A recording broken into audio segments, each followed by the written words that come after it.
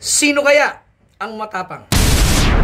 Sino kaya ang unang papatol sa hamon? At sino kaya ang matibay ang muka na ipakita ang kanilang lifestyle? Panoorin natin mga ka-old school. Tingnan natin kung papatol ba ang ating mga politiko sa hamon ng lifestyle check. Let's go!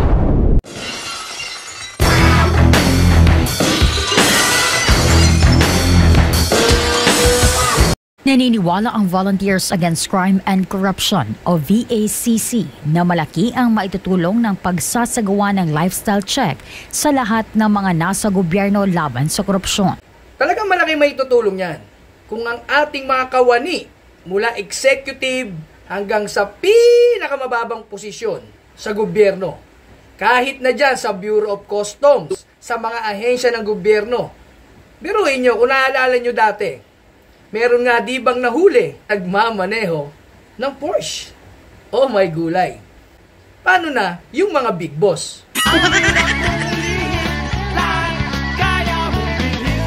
Kaya kailangan talaga na sumailalim na silang lahat sa lifestyle check. VACC is calling also, no? This is a call, yung lifestyle check, starting from the president, the executive, and down to the all department heads, no, hanggang doon sa pinakamababang government employee.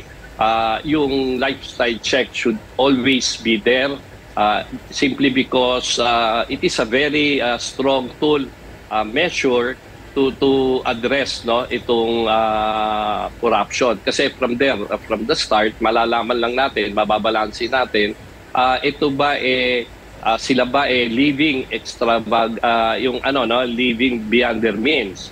Alam niyo mga ka-old school, pasintabi na po sa ibang party list na talagang gumagawa ng kanilang trabaho. Pati na rin sa mga kongresista, senador. Ganito po lang yan. Kayo po dyan, sa kongreso, nagdugtong pa kayo ng party list. Kasi yung party list na yan, extension yan ng power ng mga dati ng politiko na ayaw pa rin umalis sa pwesto. Yung bang papalitan ka na ng anak mo, kapatid mo, asawa mo. So, nangyari sa party list, naging extension nyo yan. Biruin nyo, kongresista na kayo ng inyong mga distrito, meron pang party list congressman na anak nyo, asawa nyo, kapatid nyo, kabit nyo, kung ano-ano pa. Yan ang hirap. Kaya nga ang pamumuhay nyo dyan, sa Kongreso, sa Senado, at saan mang kawani ng gobyerno, extravagant. Ayaw pa sabihin ni Sir sa BACC. Grabe kasi kayo. Nagkakampi-kampihan kayo sa mga pondong ayaw nyong ipaalam sa taong bayan. Kunwari, nagtitirahan kayo minsan, pero subalit natapwat. Pag yung pagiging korap na, at hindi kailangan ng liquidation, kampi-kampi na kayo. Yan ang masakit na katotohanan. Yan ang masakit. Biruin nyo yung iba nga dyan, dati namang walang sinay sa buhay. Nakaupo lang sa pwesto, nagkaroon lang ng posisyon sa ahensya ng gobyerno, aba. Nagkaroon na ng bahay at lupa, magarang sasakyan, nagkaroon ng ilang kabit. Ganyan kayo, nagkanegosyo, umasenso, naging multi-millionaire. Pero noon naman, wala kayo talagang dating, wala kayong datong.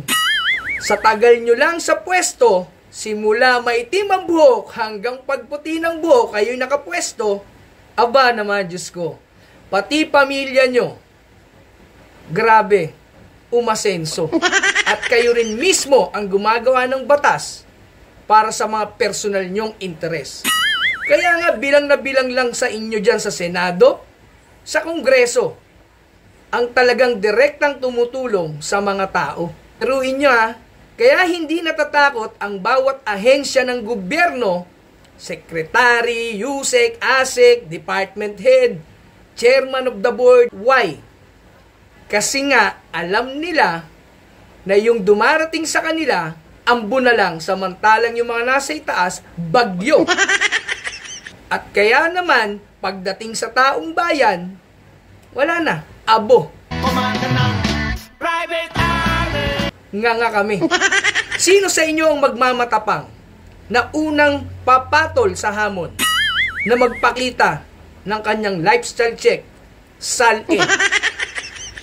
Sino kaya sa inyo ang may kapal ng muka, lakas ng loob na ipakita ito sa taong bayan?